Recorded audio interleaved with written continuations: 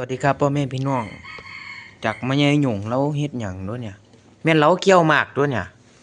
โอ้เบิ่งตะกาหมากแล้วด้วยเนี่ยแม่ใหญ่คักใหญ่แน่